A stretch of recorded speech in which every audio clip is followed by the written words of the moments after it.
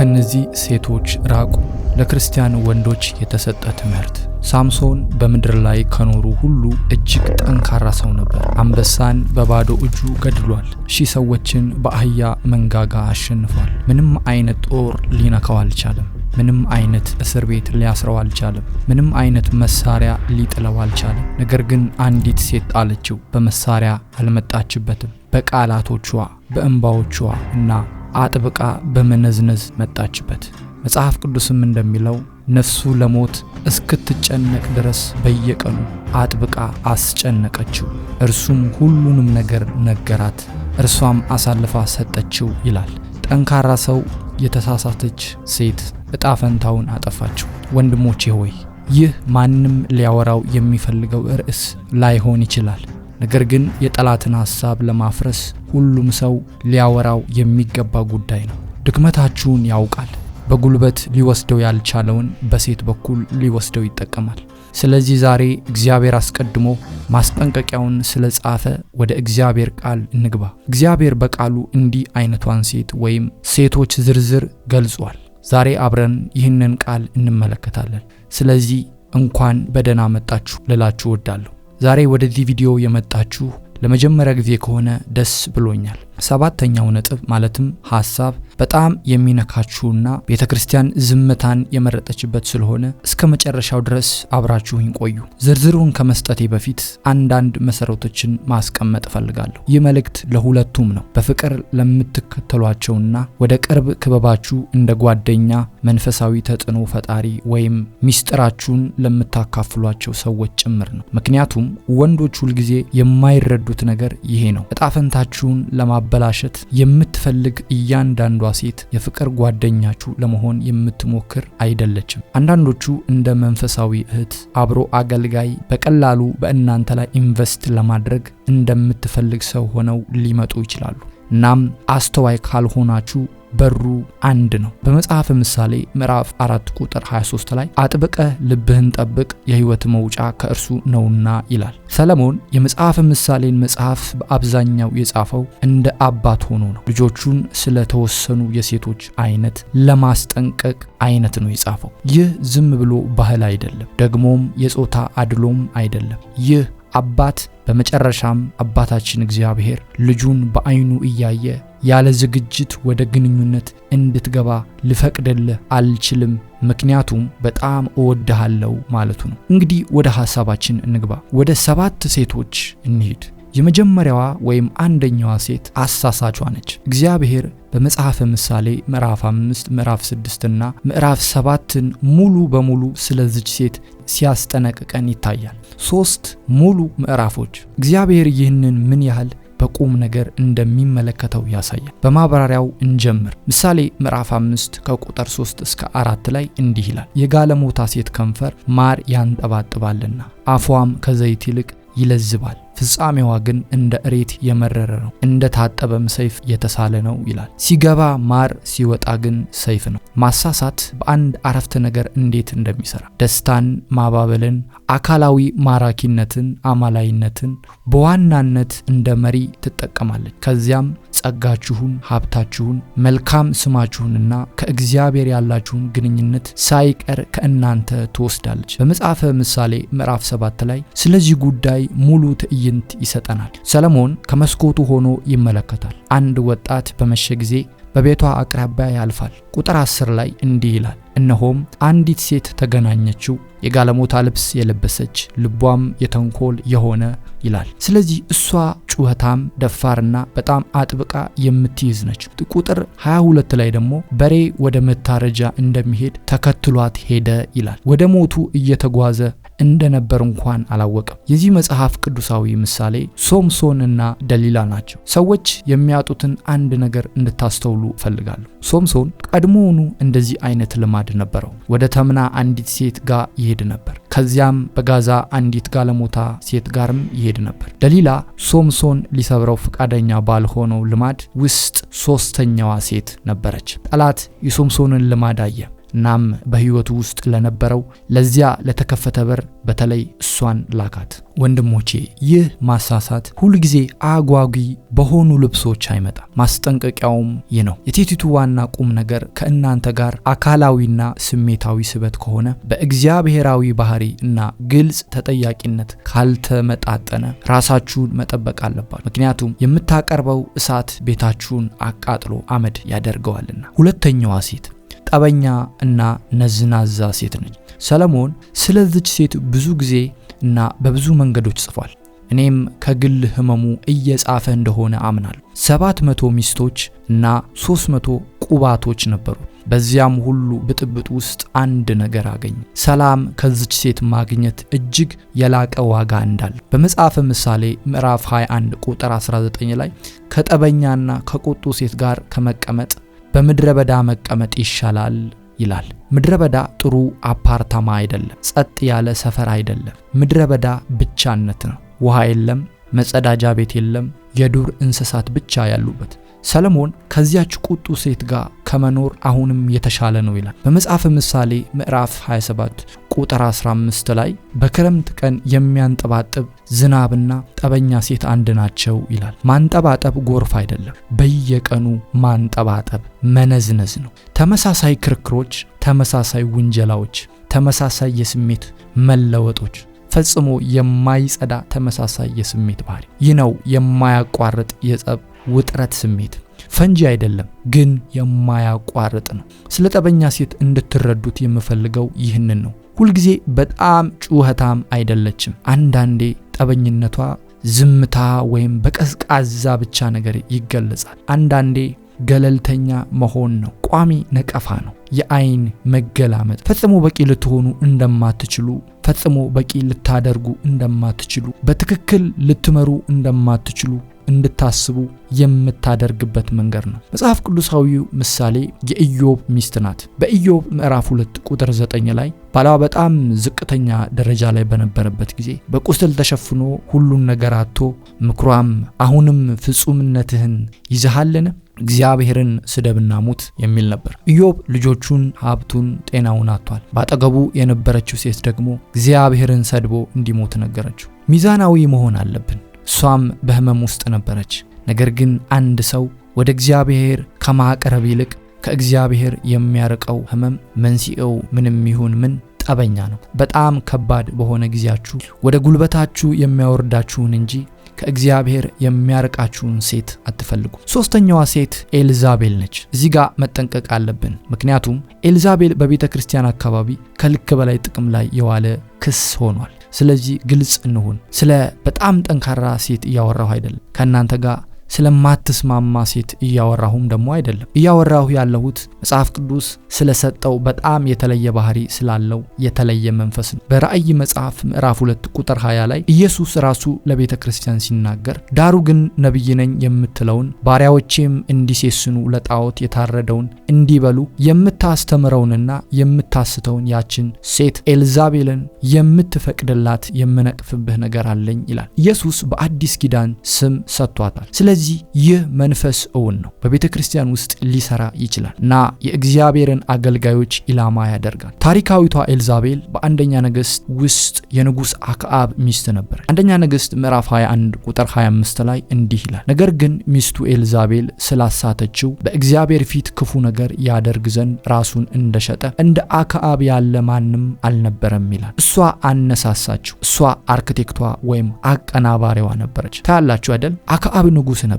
ነገር ግን በመንበሩ ጀርባ ያለችው ኃይል ኤልዛቤል ነበረች። ትቆጣጠራለች፣ ታንቀሳቅሳለች እና በመንገዷ የቆመውን ማንኛውንም ሰው ታስወግዳለች። ናቡቴን በገዛ ወይኑ ቦታ አስገደለች። የእግዚአብሔርን ነቢያት አሳደደች። ይህንን ሁሉ ለማድረግ ሃይማኖትን፣ ስልጣንንና ስሜታዊ ማጭበርበርን ተጠቀመች። የኤልዛቤል መንፈስ በፍቅር በተሸነፈ በቁጥጥር በእንክብካቤ በተሸነፈ ማጭበርበርና ያለምንም ተጠያቂነት በተጠየቀ መንፈሳዊ ስልጣን በኩል ይሰራል። በተግባር በጥፋተኝነት ስሜት የምትቆጣጠረውን ሴት ተመልከቱ። በስሜታዊ ጫና የምትቆጣጠር፣ ለማንኛውም ስልጣን መገዛት የማትችል፣ የእናንተን ማስተዋል ለመሻር መንፈሳዊ ቋንቋን የምትጠቀም፣ ከሽፋናችሁ ከቅርብ ጓደኞቻችሁ የምታገላችሁ እና ሁልጊዜም በግንኙነትና በአቅጣጫ የምትመራ መሆን ያለባትን ሴት ተመልከቱ። በእግዚአብሔር መመራት የማትችልን ሴት እግዚአብሔር ለሚመራው ሰው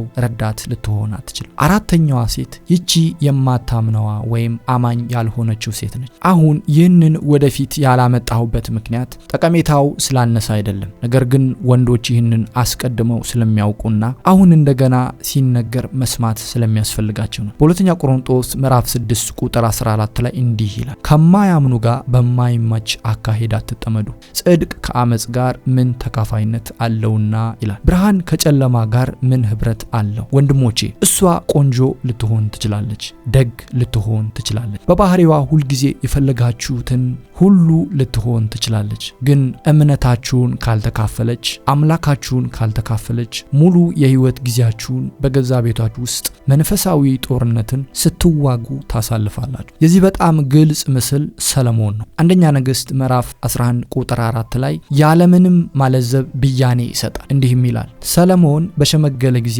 ሚስቶቹ ልቡን ወደ ሌሎች አማልክት መለሱት፣ ልቡም ከአምላኩ ከእግዚአብሔር ጋር ፍጹም አልነበረም፣ ልቡ ለእግዚአብሔር ታማኝ አልነበረም።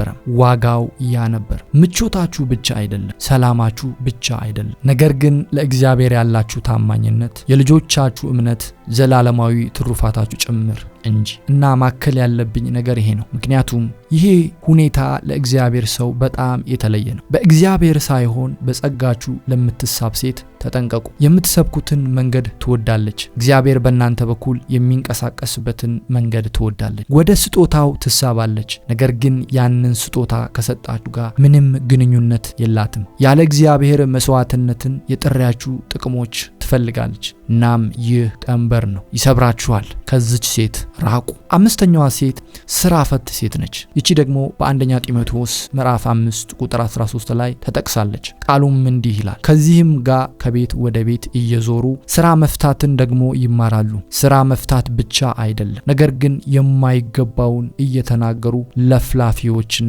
በሰው ጉዳይ ገቢዎች ደግሞ ይሆናሉ እንጂ። ጳውሎስ እዚህ ላይ አንድን ስርዓት እየገለጸ ነው። ወደ ሐሜት የሚመራ ስራ መፍታት፣ ወደ መዘባረቅ የሚመራ ጣልቃ ገብነት። ይቺ ሴት በምትገባበት ማህበረሰብ ሁሉ ውስጥ ሁልጊዜ በሁሉም ሰው ጉዳይ ውስጥ ጣልቃ ትገባለች። ስለ ሁሉም ሰው ሁሉንም ነገር ታውቃለች። በመረጃ ትነግዳለች። ተረጋጋ የዓላማ ስሜት ስለሌላት ፈጽሞ አታርፍም። በመጽሐፈ ምሳሌ ምዕራፍ 7 ቁጥር 11 ላይ ይችን ሴት ይገልጻታል። ስለዚህ ሴት ሲናገር እንዲህ ይላል፣ እርሷ ለፍላፊና እንቢተኛ ናት፣ እግሮቿ በቤቷ አያርፉም። እኔ አንዲት ሴት በቤቷ ብቻ መወሰን አለባት እያልኩ አይደለም። ነጥቡ ያ አይደለም። ነጥቤ የተረጋገጠ ጥሪ፣ የሚያስተዳድር ዓላማ እና በጊዜዋና በምላሷ ላይ ተግሳጽ የሌላት ሴት ወደ ህይወታችሁ መረበሽን ታመጣለች እያልኩ። በምሳሌ ምዕራፍ 14 ቁጥር 1 ላይ ያለው መጽሐፍ ቅዱሳዊ ምስል እንዲህ ይላል፣ ጠቢብ ሴት ቤቷን ትሰራለች፣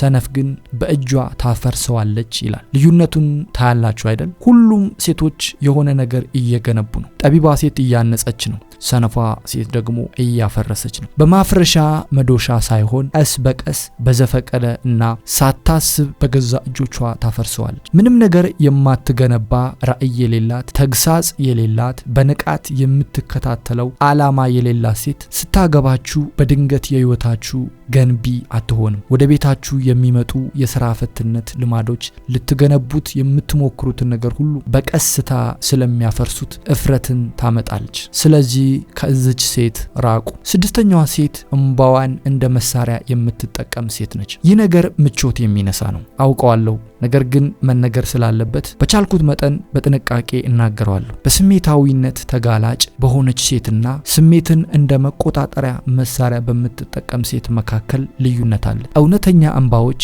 ከህመም ሊመጡ ይችላሉ፣ ነገር ግን እንደ መሳሪያ የተወሰዱ እንባዎች ከስልት ይመጣሉ።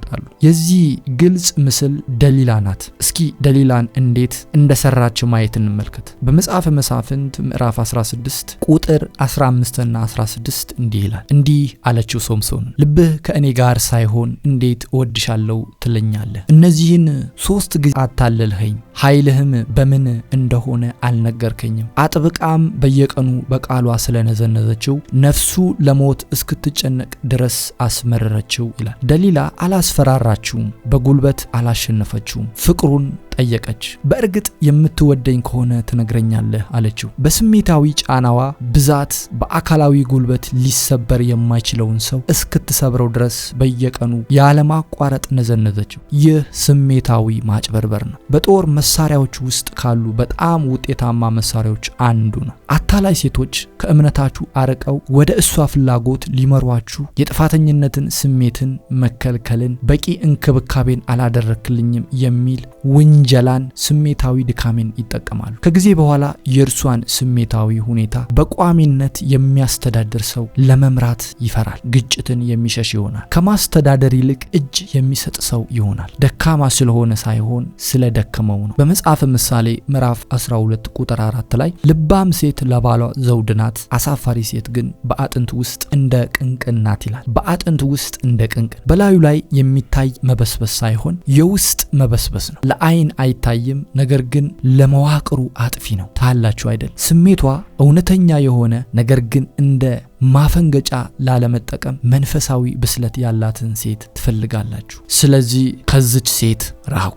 ሰባተኛዋ ሴት እግዚአብሔርንና ዓለምን የምትወድ በሁለት ሐሳብ የተከፈለች ሴት ነች። ይቺ ሴት በግልጽ አደገኛ ስላልሆነች አንዳንዴ ማንም ሊያነሳው የማይፈልገው ጉዳይ ነው። ከመጀመሪያዎቹ 6 ምድቦች ውስጥ ከማንኛውም ጋር በትክክል አትመሳሰልም። እውነትም የዳነች እና ደግሞም 2 ልብ ያላት የተከፈለች ናት። በያዕቆብ መልእክት ምዕራፍ 1 ቁጥር 8 ላይ እንዲህ የሚል ቃል አለ። 2 ሐሳብ ላለው በመንገዱም ሁሉ ለሚወላውል ሰው ይላል። ስለዚህ መርሁ ጾታን የለየ አይደለም፣ ሁሉን አቀፋዊ ነው። 2 ሐሳብ ያለው ሰው ወንድም ሆነ ሴት በመንገዳቸው ሁሉ ይወላውላሉ። በአንዳንድ መንገዳቸው ሳይሆን በሁሉም መንገዳቸው ነው። በ2 ሐሳብ የተከፈለች ሴት ኢየሱስን የምትወድና ዓለምን የምትወድ ነች። እሁድ ታመልካለች። ከሰኞ እስከ ቅዳሜ ያለው አናኗሯ በጣም የተለየ ታሪክ ይናገራል። እግዚአብሔራዊ የሆነ ሰው እፈልጋለሁ ትላለች፣ ነገር ግን እግዚአብሔራዊ ያልሆኑትን ማስተናገዷን ትቀጥላለች። ቃሉን ታውቃለች፣ ነገር ግን አዘውትራ እርሱን ለመቃወም ትመርጣለች። በመነቃቃት ፕሮግራም ላይ ለእግዚአብሔር በእሳት ትቃጠላለች፣ ከ2 ሳምንት በኋላ ደግሞ ትቀዘቅዛለች። ያለፈ ታሪኮቿን እንዳቆመች ትነግራችኋለች፣ ነገር ግን መልሳ ባለፈ ታሪኮቿ መኖር ትጀምራለች። ደግሞ መመለሷን ትቀጥላለች። እናም ይህ በተለይ ለእግዚአብሔር ሰው አደገኛ የሆነው ለዚህ ነው። ወደ ውስጣችሁ ለመግባት ከዓለማችሁ ጋር በበቂ ሁኔታ ትቀራረባለች፣ ቋንቋችሁን ትናገራለች፣ የቤተ ክርስቲያንን ባህል ታውቃለች እና በከፊል እውነተኛ ስለሆነች እንደ ስጋት አትታይም እና ያ ከፊል እውነቷ ሙሉ ለሙሉ አስመሳይ የሆነች ሴት ሊያደርገው በማይችለው መንገድ ትጥቃችሁን ያስፈታችኋል። የዚህም መጽሐፍ ቅዱሳዊ ምስል በራእይ ምዕራፍ 3 ቁጥር 15 እና 16 ላይ ያለችው የሎዶቅያ ቤተክርስቲያን ነች። የኢየሱስ ቃላት ገሳጭ ነበሩ። ስራሽን አውቃለሁ፣ በራድ ወይም ትኩስ አይደለሽም። በራድ ወይም ትኩስ እንድትሆኚ ምን ነው በሆነ፣ ነገር ግን ለብ ያልሽ ስለሆንሽ በራድም ትኩስም ስላልሆንሽ ካፌ እተፋሻለሁ። ለብ ካለች ይልቅ በራድ ብትሆን ይመረጥ ነበር፣ ምክንያቱም በራድ ታማኝ ነው። ለብ ያለ ትኩስ መስሎ ይታያል፣ ነገር ግን እሳታችሁን ያስከፍላችኋል። ስለ እግዚአብሔር አሁንም ውሳኔ ላይ ያለች ሴት የምትገነቡትን ነገር ሁሉ የተረጋገጠ መሰረት ስለሚፈልግ ከእናንተ ጋር ሕይወትን ለመገንባት ዝግጁ አይደለች። በመጽሐፈ ምሳሌ ምዕራፍ 31 ቁጥር 30 ላይ እንዲህ ይላል፣ ውበት ሐሰት ነው፣ ደምግባትም ከንቱ ነው፣ እግዚአብሔርን የምትፈራ ሴት ግን እርሷ ትመሰግናለች።